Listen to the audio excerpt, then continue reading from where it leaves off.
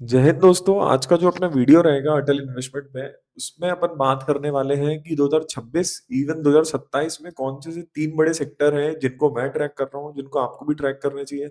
अगर आप मुझे बोलेंगे कि मेरे पास आज 10 लाख 20 लाख रुपए हैं, तो कौन से सेक्टर में मेरा एलोकेशन सबसे ज्यादा रहना चाहिए। अपन इसमें अर्निंग्स ग्रोथ की बात करेंगे और मैं आपको एक फ्रेमवर्क भी बताऊंगा जिससे आप अगर कोई सा आप दूसरा सेक्टर ट्रैक कर रहे हैं तो आप उसको भी ये जो 5 पैरामीटर्स है आप इसको अप्लाई कर सकते हैं।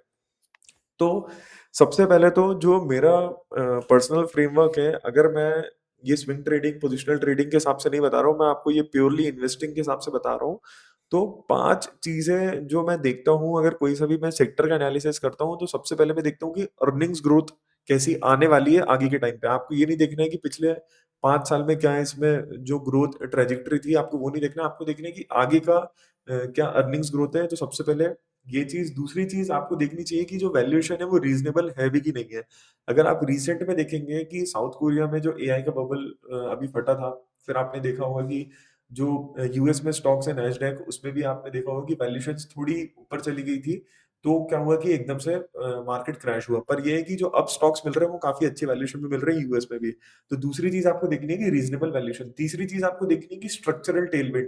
अब आपको ये नहीं देखना है कि अर्निंग्स ग्रोथ अच्छी है ना? और वैल्यूएशन अच्छी है। पर आपको ये देखना है कि जो सबसे पहले तो मैं आपको डिफरेंस बता देता हूँ, हेडविंड और टेलविंड क्या होता है। हेडविंड मतलब कि जो इंडस्ट्री है या फिर सेक्टर है उसमें अभी काफी प्रॉब्लम चल रही है। मैं इन्वेस्टिंग के सेंस में बोल रहा हूँ, उसमें भी काफी प्रॉब्लम चल रही है। जैसे मार्जिन कंप्रेशन चल रहा है या फिर गवर्नमेंट ने कुछ पॉलिसी लगा दी है। और टेलविंड मतलब अभी जो भी चल रहा है सब कुछ वो सेक्टर के फेवर में चल रहा है। तो आपको यही देखना है, अगर अगले 2-3 साल का अगर अपन टाइम पीरियड लें कि स्ट्रक्चरली वो जो सेक्टर है उसमें सब कुछ पॉजिटिव हो, टेलविंड अच्छी हो, तभी अपन वाला सेक्टर अपने जो फ्रेमवर्क में आएगा। चौथी चीज़ कि बैलेंस शीट काफ़ी अच्छी होनी चाहिए। आपको ये देखना पड़ेगा कि या तो सेक्टर डीलेवरेजिंग पे हो या तो डीलेवरेज कर लिया हो, क्योंकि दोनों में ही जो स्टॉक के प्राइसेज़ है वो काफ़ी ऊपर जाते हैं क्योंकि बैलेंस शीट अच्छी हो रही है। तो जो इन्वेस्टर्स रहते हैं वो उसको रिस्पेक्ट करते हैं। तो आपको ये देखना पड़ेगा कि डेट ज़्यादा ना हो, डीलेवरेजिंग वो इंडस्ट्री कर रही हो, आपको ये देखना पड़ेगा। जो अभी पुराने लोन है उसको रीपे कर रही हो इंडस्ट्री, और जो एसेट्स है वो अपने बना रही हो या फिर एक्सपैंड कर रही हो, ये आपको देखना पड़ेगा। ये चौथी चीज है। पांचवी चीज है कि सस्टेनेबल डिमांड। आपको ये देखना पड़ेगा वो वाला सेक्टर जिसमें डिमांड काफी अच्छी हो। जैसे कि अगर आप देखेंगे कि रिसेंट में सोलार, एरोस्पेस और डिफेंस, इसमें अच्छी डिमांड थी। तो याले से अगर आप स्टॉक्स भी देखेंगे सेक्टर के तो काफी अच्छे रिटर्न दिया था मैजडॉक, जीआरएस आप देखेंगे। बीच में अगर आप रेलवेज का देखेंगे कि डिमांड काफी अच्छी थी, गवर्नमेंट की तरफ से जो ऑर्डर्स आ रहे थे वो काफी अच्छे आ रहे थे। तो जो स्टॉक प्राइसेस भी थे वो काफी अच्छे बढ़े, और क्योंकि अर्निंग्स ग्रोथ भी काफी अच्छी थी। तो ये अपना फ्रेमवर्क रहेगा। मैं अब आपको बताऊंगा 3 सेक्टर जो मैं देख रहा हूँ।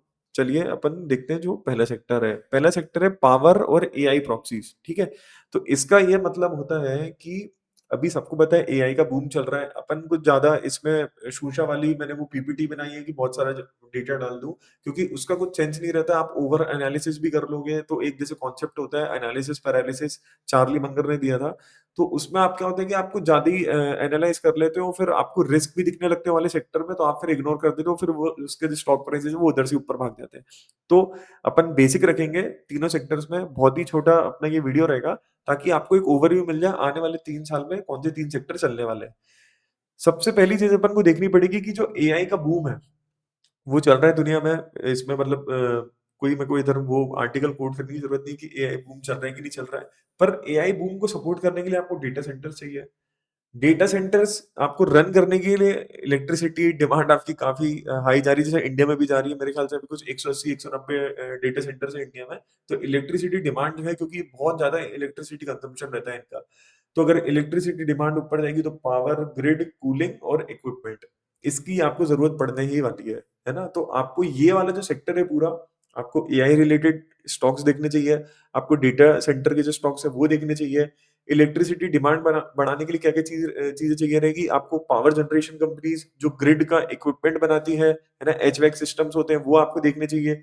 कूलिंग सिस्टम होते हैं कि भैया एचवैक को अगर आपको कूल करना है तो उसमें कौन कौन सी कंपनी आपको वो देखना चाहिए। इक्विपमेंट्स देखने चाहिए कि कौन सी कंपनी क्या क्या इक्विपमेंट प्रोवाइड कर रही है है ना? जो पूरी इलेक्ट्रिसिटी जो डिमांड है इतनी इतना बड़ा ग्रिड है, इंडिया में भी electricity demand all time high पे थी अभी, जो अभी रिसेंट समर्स आई थी। तो आपको ये सब चीज़ें सेक्टर्स में देखनी पड़ेगी। इसमें न्यूक्लियर वाला एंगल भी आता है कि अगर न्यूक्लियर कैपेसिटी इंडिया बढ़ा रही है, जो स्मॉल रिएक्टर्स है वो बना रही है, तो वो कैसे इलेक्ट्रिसिटी डिमांड में और कंट्रीब्यूट कर सकता है। इसमें रिन्यूएबल सेक्टर भी आ जाता है, तो आपको ये सब चीज़ें देखनी पड़ेगी। अभी मैंने देखा था कि रिसेंट में नॉर्वे में क्या हुआ था कि जो सोलार पैनल्स है उनने वो लगाए थे और उन्हें हाइडल पावर उससे वो डेटा सेंटर को इलेक्ट्रिसिटी प्रोवाइड कर रहे थे। उसमें क्या इक्विपमेंट लगेगा आपको वो देखना पड़ेगा, तो ये अपन इंडिया के कॉन्टेक्स्ट में अपन को ये चीज़ देखनी है। इधर आप देख लेंगे कि बहुत सारे आर्टिकल्स मैंने करके रखे कि एआई फ्रेंजी रीशेप्स ग्लोबल मार्केट्स, है ना? एआई बबल बर्स्ट हो गया है ना? इंडिया एआई में कितना क्राउडेड स्पेस में है, stocks for AI led power demand, ये एसवाईसी ने आर्टिकल डाला है, आपको ज़रूर पढ़ना चाहिए। अडानी कैसे इसमें एंटर कर रहा है, एआई पावर प्ले, तो बहुत सारी चीज़ें हैं ये वाले सेक्टर में देखने के लिए। तो जो पहला सेक्टर है वो पावर एंड एआई प्रॉक्सीज़ है। जो अपना दूसरा सेक्टर है वो है एयरोस्पेस एंड डिफेंस। जो आप देख रहे हैं कि अभी जैसे कल रिसेंट में न्यूज़ आई थी कि अपन अपन सब लोग का ध्यान जो था वो था स्ट्रेट ऑफ हॉर्मुज़ में था कि इधर ये एक चोक पॉइंट है। कल ही अभी यूएस से न्यूज़ आई है कि जो जापान है उसने अपनी डिफेंस स्पेंडिंग बढ़ा दी है। वो बोल रहे हैं कि इंडिया काफ़ी क्रूशियल पार्ट है इंडिया पैसिफिक के लिए, इंडो पैसिफिक के लिए। तो ये वाला जो सेक्टर है अभी वापस ओपन हो रहा है। आपको स्ट्रेट ऑफ हॉर्मुज़ तो पता ही है, पर स्ट्रेट ऑफ मलक्का भी है जो चोक पॉइंट इंडिया ने बना के रखा है। आपको ये भी पता है कि टाइवन स्ट्रेट है, तो बहुत सारी चीज़ें हैं। मतलब अभी मैं कोट करने आऊँगा तो 15-20 चीज़ें हैं। पर ये कि आने वाला टाइम जो है अपन को मोटी-मोटी पिक्चर देखनी है। आने वाला जो टाइम है वो अभी इधर जैसे मैंने लिखा है कि जियोपॉलिटिकल रिस्क बहुत बढ़ चुका है। अगर जियोपॉलिटिकल रिस्क जो है वो बढ़ेगा तो एरोस्पेस और डिफेंस में लोग खर्चा करेंगे ही, है ना? अपन अगर इंडिया के कॉन्टेक्स्ट से देखेंगे तो अपन इम्पोर्टर से मैन्युफैक्चरर की ओर जा रहे हैं। अगर आप देखेंगे गवर्नमेंट का डेटा भी उठा के देखेंगे या फिर इवन आप नॉर्मल इंस्टाग्राम या फिर आप ट्विटर पे भी स्क्रॉल करेंगे, इंडिपेंडेंट सोर्स अगर गवर्नमेंट का आपको उतना भरोसा नहीं है, तो आप खुद भी देखेंगे तो आप अपन ने इम्पोर्ट काफ़ी कम कर लिया है। जो रेट था इम्पोर्ट का वो काफ़ी कम हो चुका है। अपन को जो मेन प्रॉब्लम हो रही है वो 5th और 6th जनरेशन जो फाइटर जेट है वो बनाने में हो रही है। बाकी चीज़ें अपन पूरी रिप्लेस करते जा रहे हैं। जो पूरी नेवी है उसमें ऑलमोस्ट 95 टू 99% इंडियनाइज़ेशन अपन ने किया हुआ है। जैसे इधर पे मैंने लिखा हुआ है कि अपन खुद ही बना रहे हैं। तो क्या हो रहा है कि गवर्नमेंट इसमें पैसा बहुत डाल रही है, तो कैपेक्स बढ़ रहा है, एक्सपोर्ट भी करने लगे हैं अपन। एक्सपोर्ट तो बहुत ही तेज़ी से अपने बढ़ रहे हैं, है ना? एयरोस्पेस में भी अपन ध्यान दे रहे हैं। फिर इलेक्ट्रॉनिक्स होते हैं, जैसे एवियोनिक्स होते हैं, जैसे रेडार सिस्टम हो गए, ये सब भी अपन बना रहे हैं। तो मतलब ये चीज़ है कि जो मोटी-मोटी पिक्चर है कि इंडिया जो है वो इम्पोर्टर से मैन्युफैक्चरर बन रहा है, इसमें कोई डाउट नहीं है। जो डिफेंस स्पेंडिंग है अराउंड द वर्ल्ड वो बढ़ेगी। अगर आप ब्रह्मोस देखेंगे तो बहुत मल्टीपल कंट्रीज़ ने बोल दिया कि हमें ब्रह्मोस चाहिए। जो आकाश एयर डिफेंस सिस्टम है वो अपन ने आर्मेनिया को दिया है। तो ये वाला जो सेक्टर है इसको ऑर्डर मिलेंगे। मेरे ख्याल से जो सरकार ने एफिशिएंसी बढ़ाई है उसमें भी आपको ये पता चलेगा कि जो ऑर्डर्स हैं वो काफ़ी मेरे ख्याल से जो पाइपलाइन में ऑर्डर्स पड़े हैं वो काफ़ी इफेक्टिवली इम्प्लीमेंट भी कर रही है गवर्नमेंट भी और जो कंपनीज़ है वो भी बना के दे रही है। बस एचएएल की थोड़ी जो एफिशिएंसी है उस पे अपन को देखना पड़ेगा और आप ये भी देखेंगे कि जो स्टार्टअप्स हैं या फिर जो प्राइवेट सेक्टर है स्काई रूट हो गया उसने अभी लॉन्च किया है जो अपनी सैटेलाइट है। तो ये चीज़ है कि इंडिया में जो ये वाला सेक्टर है, मैं तो ये नहीं बोलूँगा कि 2-3 साल के लिए 5-6 साल के लिए काफ़ी मेरे को अच्छा दिख रहा है। इसमें अपन को बस 2-3 चीज़ें देखनी है कि वैल्यूएशन कैसी है ना? उस पे अपन को ध्यान देना है और बैलेंस शीट कैसी है। जो तीसरा सेक्टर है इसमें भी अगर आप देखेंगे कि 1.78 लाख करोड़ का अपने डिफेंस प्रोडक्शन अभी लास्ट ईयर किया था। फिर इधर मैंने बहुत सारे आर्टिकल्स डाले हैं, मैं आपको लास्ट में बताऊँगा कि ये मैंने क्यों डाला हुआ है इधर। फिर इधर डिफेंस डेकेड पिछले 10 साल में इधर अगर आप देखेंगे जो एक्सपोर्ट से 686 करोड़ था, अभी 38,000 करोड़ हो चुका है। तो ये जो ग्रोथ है, ये बहुत ही मतलब अनरियल लगती है पर ये है कि इंडिया ने अचीव किया है। जो तीसरा सेक्टर है वो है सेमीकंडक्टर और इलेक्ट्रॉनिक्स। तो इसमें क्या है बहुत सारे लोगों को डाउट रहता है कि अपन तो क्या करते हैं कि चाइना से उठा के ले आते हैं माल और इधर पे आके उसको असेंबल कर देते हैं।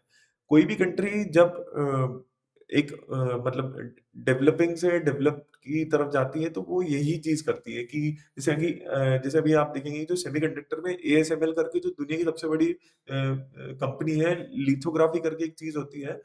वो क्या होता है कि सेमीकंडक्टर वही चीज़ बना दी है। जैसे अगर आप देखेंगे ना ये जो मशीन्स है इधर पे वो एएसएमएल नीदरलैंड में ही बनती है। तो जो अपने प्राइम मिनिस्टर थे वो भी गए थे नीदरलैंड और उनने पूरा वाली जो मशीन है वो इंडिया वो लेके आए हैं कि आप हमें ये प्रोवाइड करें, हम इधर पे बनाएँगे। तो इसमें यही चीज़ है कि जो मैं आपको बता रहा हूँ कि ये जियोपॉलिटिकल रिस्क जो मैं बोल रहा हूँ ना कि लोग कंट्रीज़ क्या कर रही हैं कि अपनी सप्लाई चेन जो है उसको अच्छे से सेफगार्ड करने के लिए ये सब चीज़ें करी जा रही है। तो ये है कि जियोपॉलिटिकल रिस्क भी इसमें एक बहुत बड़ा फैक्टर है, अगर मैं आपको एक चीज़ बताऊँ। पर अगर अपन इंडिया में देखेंगे तो मेरे ख्याल से 10-15 प्लांट ऑलमोस्ट गवर्नमेंट ने फंडिंग दे चुकी है, वो अप एंड रनिंग है। 2-3 प्लांट तो पर बाकी है, वो उनको भी कंस्ट्रक्ट किया जा रहा है, 5-6 साल लग जाएँगे। पर ये है कि सेमीकंडक्टर में इंडिया अब एक प्लेयर है। ये नहीं बोलूँगा कि एकदम टॉप 5 में अपन जा चुके हैं, पर ये है कि अगले 10-15 साल में अपन इसमें काफ़ी मेरे ख्याल से इम्प्रूवमेंट इसमें ला सकते हैं। इलेक्ट्रॉनिक्स भी हो गया, ईएमएस कंपनीज़ है बहुत सारी, डिक्सन हो गया और ये सब। तो ये लोग भी इसमें काम कर रहे हैं, क्योंकि आपको ये देखना पड़ेगा कि मैं आपसे ये नहीं बोल रहा हूँ कि इलेक्ट्रॉनिक्स हब बन जाएगा इंडिया, पर क्या है कि जो गवर्नमेंट अभी अपनी है वो क्या मेक इन इंडिया पे बहुत कॉन्संट्रेट करती है।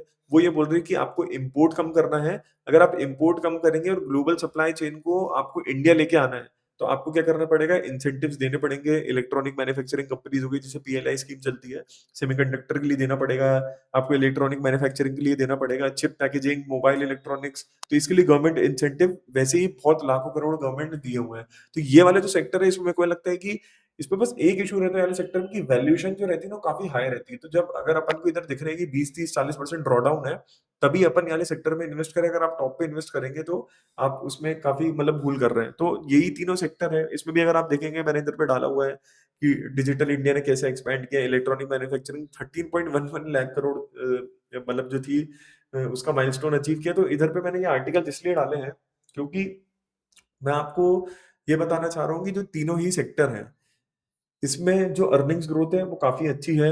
वैल्यूएशन जो लास्ट वाला सेक्टर मैंने बताया, इलेक्ट्रॉनिक्स एंड सेमीकंडक्टर, उसमें थोड़ी ज़्यादा है। पर जो स्ट्रक्चरल टेलविंड है वो तीनों में है, बैलेंस शीट तीनों की स्ट्रांग है, और जो डिमांड है वो तीनों की अच्छी है। अगर आप देखेंगे पावर और एआई प्रॉक्सीज़, ये आगे बढ़ने ही वाला है। आप एरोस्पेस एंड डिफेंस देखेंगे, ये भी आगे बढ़ने वाला है, और जो सेमीकंडक्टर और इलेक्ट्रॉनिक्स है, ये भी आगे बढ़ने वाला है। इसमें अगर आप मैं आपको बताऊँगा वैल्यूएशंस जो है, जो पावर और एआई प्रॉक्सीज़ की इंडिया में है, वो भी मीडियम रेंज में है। जो एरोस्पेस और डिफेंस में है, वो लो मतलब वैल्यूएशन काफ़ी चीप दिख रही है मुझे, और जो सेमीकंडक्टर्स और इलेक्ट्रॉनिक्स है, इसकी वैल्यूएशन थोड़ी हाई साइड पे है। तो ये चीज़ है कि लास्ट में आपको मैं ये बोलूँगा कि आप अगले वीडियो के लिए वेट करिए। उसमें अपन स्टॉक स्पेसिफिक डिसाइड करेंगे कि अपन को कौन से ये तीनों सेक्टर्स में से स्टॉक्स लेने चाहिए, किसकी वैल्यूएशन रीज़नेबल है, और आपको आपका पैसा कहाँ लगाना चाहिए। Thank you. जय हिंद।